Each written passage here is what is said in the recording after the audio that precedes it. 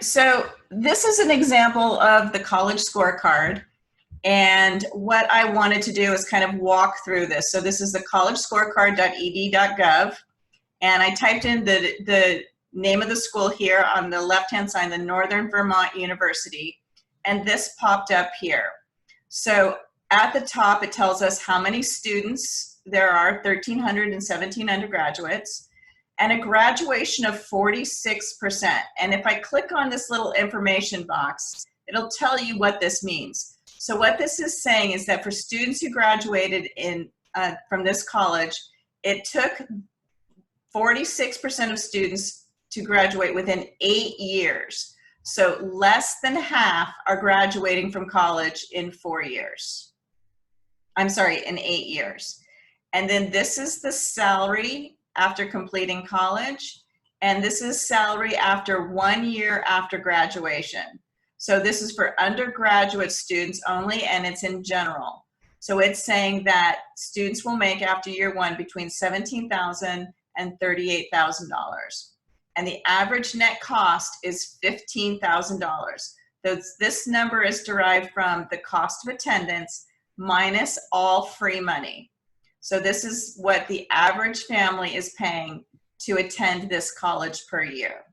So if we wanted to view more details, we're going to hit the more details, and it goes into a lot more information. It tells us this is a 4-year public, rural, small school.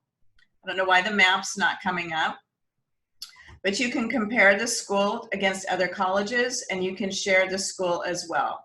So here's the average salary. We saw that on the first page, average annual cost. So we can expand all of these tabs here and scroll down. So earlier I was talking about the average annual cost by income level. So this is what a family's average cost, this is their income.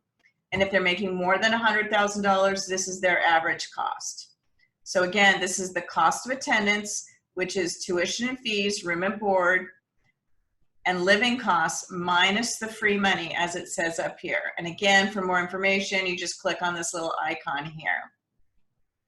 So if you have a financial aid award right now, and this is your income bracket, the $48,000 to $75,000, and your financial aid award, which is all of your free money minus the costs, is more than $14,579. That means that it's going to cost you more than the average student in that group.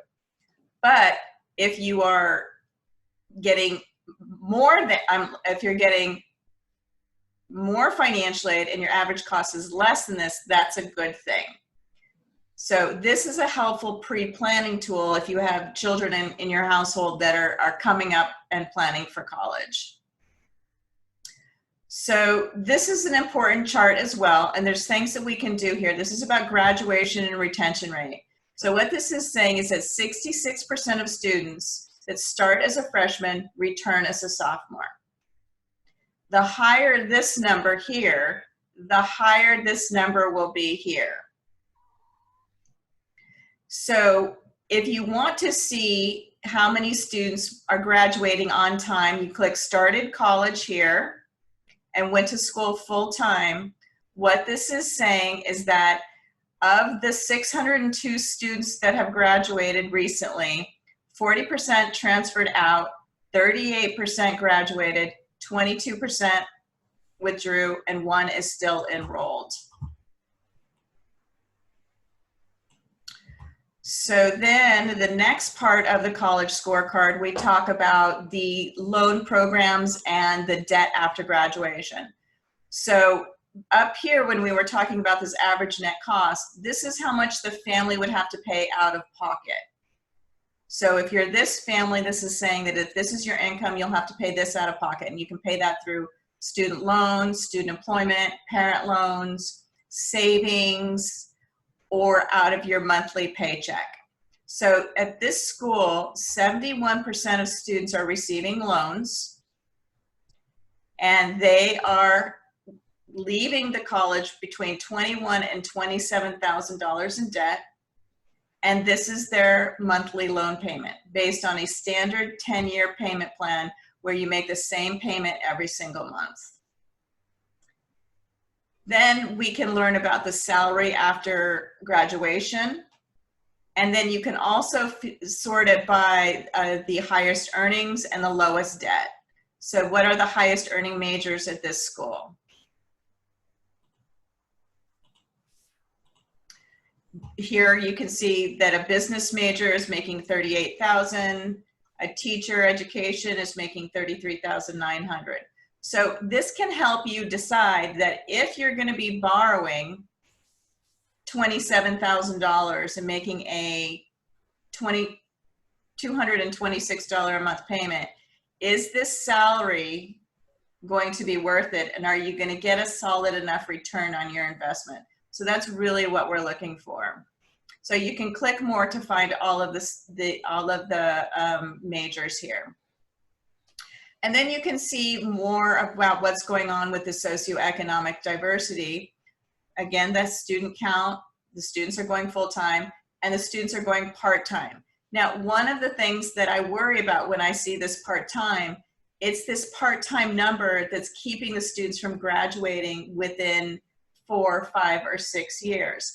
So is this a school with a culture that says we support students going to school full-time? I'm sorry, part-time. So this, to me, if we were to send our student here, we would say, wow, we really need to make sure that they're taking 12 and 15 units per semester so that they can get in and out and start earning the job, get the job and make the money that they need to pay back that student loan.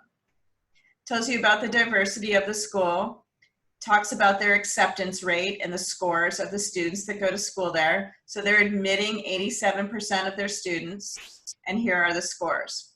So this is a pretty powerful tool. It's called the College Scorecard. I know somebody new has just joined us. I'm going to stop sharing, but the College Scorecard is a great tool to get an understanding of what's happened to the students that have attended before your student. I think this is an incredibly important planning tool to help your conversations at home with your kids and to also help make smart decisions, because at the end of the day, we want to maximize grants and scholarships and not have any loans.